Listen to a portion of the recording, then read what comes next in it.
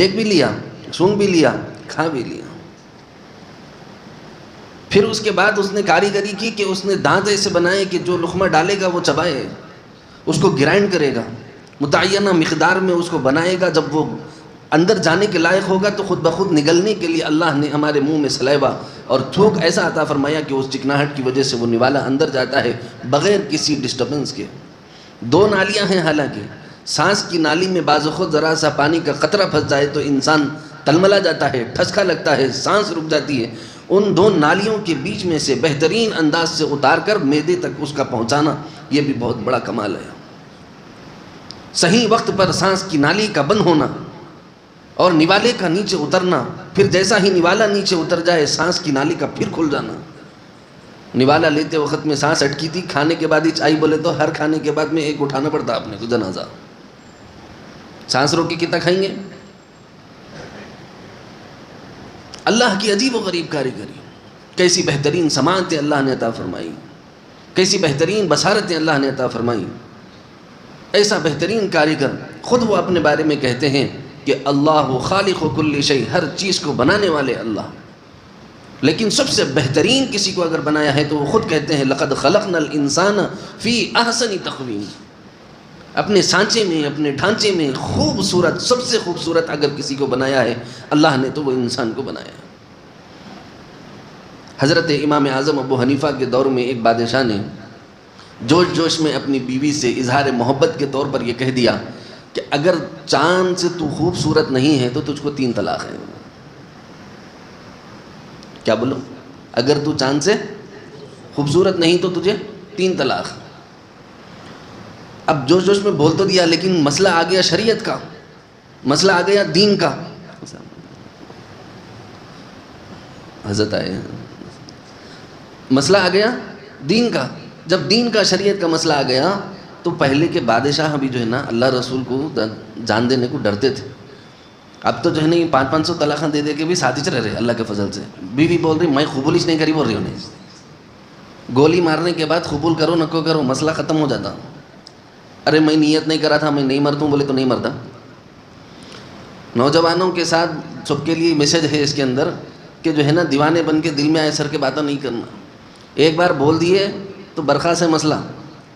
تو بہرحال اس نے یہ جملہ کہا شرط کے ساتھ کہ اگر تو چاند سے خوبصورت نہیں ہے تو تیرے کو طلاق ہے۔ اب جتنے مفتیوں کرنے کے سب جنے بولے بھائی اب کمپیریزن کیسا کریں گے، بس صورتاً تو جو ہے چاند خوبصورت نظر آتا، تم جو ہے تمہاری بیوی اس سے خوبصورت ہے بول کے بولے تو ہم تھوڑی مانیں گے۔ اب پورے مفتیاں فتویٰ دے دیے، طلاق ہو گئی۔ امام اعظم ابو حنیفہ رحمۃ اللہ علیہ کے پاس ہی مسئلہ گیا۔ امام اعظم ابو حنیفہ رحمۃ اللہ علیہ نے کہا جاؤ موج کرو، تمہیں طلاق نہیں ہوئی۔ جا کے وہ آزاد رہنے لگے۔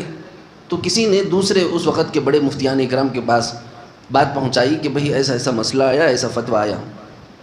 تو جب فتویٰ امام اعظم ابو حنیفہ رحمۃ اللہ علیہ سے پوچھا گیا کہ آپ نے کس بیس پر کہا، حالانکہ اس کی بیوی چاند سے حسین ہے نہیں ہے، مسئلہ ڈاؤٹ فل ہے، تو حضرت امام اعظم ابو حنیفہ رحمۃ اللہ علیہ نے یہی آیت مبارکہ تلاوت فرمائی اور کہا کہ مجھے اللہ کے کلام سے یہ مسئلہ ملا ہے، لقد خلقنا الانسان فی احسن تقویم، کہ کائنات میں اللہ نے جتنے ڈھانچے اور سانچے بنائے ہیں، ہر سانچے اور ڈھانچے میں سب سے خوبصورت اگر کسی کو بنایا ہے تو وہ انسان کو بنایا ہے، چونکہ چاند بھی اللہ کی ایک مخلوق ہے اور وہ ڈھانچے سے بہترین ڈھانچہ انسان کا ہے، بہترین سانچہ انسان کا ہے، احسن اسے انسان ہے۔ اس لیے میں نے طلاق کے بارے میں ان کو نہیں کہا، طلاق کا فتویٰ میں نے اس وجہ سے نہیں دیا۔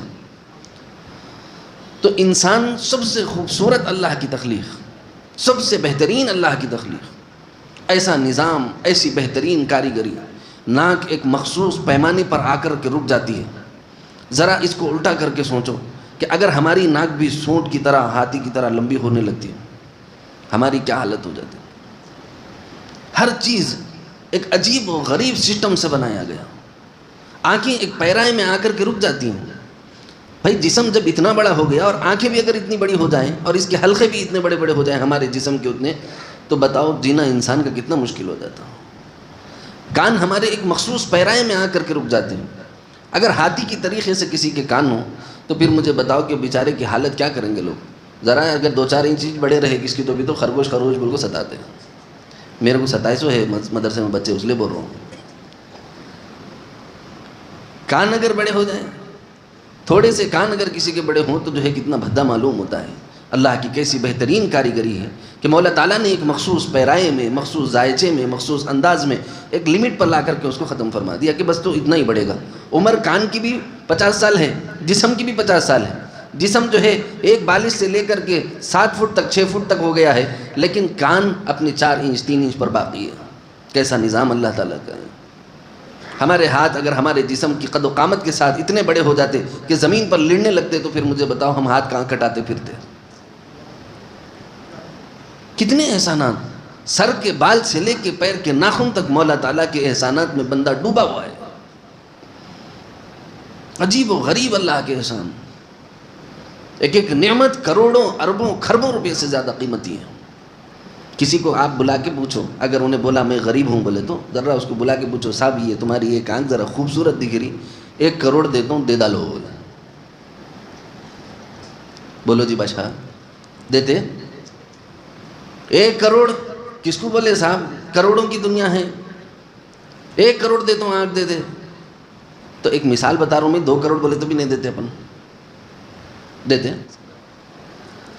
نہیں دیتے. کروڑوں کی آنکھیں لے کر کے پھر رہے ہیں، پھر ناشکری کے الفاظ ہماری زبان پر کیسے آتے پتہ نہیں. اللہ تمہارے کروڑوں کی آنکھوں کو میل لگا کے بتا دے رہے ہیں اس کی اوقات اتنی ہے. بولو سانس دیکھے، سانس اگر سانس لینا آدمی کا دشوار ہو جائے تو وہ آکسیجن بول کے لگاتے سلنڈر میں. کرونا میں دیکھے ہوں گے بہت سارے لوگ.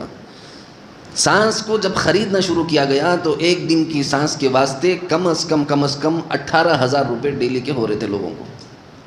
وہ سلنڈر آ رہا تھا نا، بلیک میں 7,000 میں مل رہا تھا، لیکن بلیک مارکیٹ میں لیے تو 17,000 16,000 18,000 میں مل رہا تھا بڑا سلنڈر. 3 دن چلتا. کہتے حضرت 18,000 میں 2 دن کی سانس 3 دن کی سانس، وہ بھی سانس چلتے ہوئے، جان نکلے بعد کی سانس کی بات نہیں کر رہا ہوں میں یہاں پر. اللہ کی دی ہوئی سانس اکھڑ رہی ہے، خالی اس کو بحال رکھنے کے واسطے 18,000 کا سلنڈر لگانا ہے. اللہ میاں پھگٹ میں سانس آ رہی جا رہی، ہم کو کوئی احساس نہیں، کوئی فکر نہیں. ناشکری زبان پہ، اسی لمحے اللہ کی نعمت سے محظوظ بھی ہو رہا ہے، اسی لمحے ناشکری بھی کر رہا ہے. اسی لمحے ان کی دی ہوئی آنکھوں سے دیکھ رہا ہے، اسی لمحے ان کی ناشکری بھی کر رہا ہے.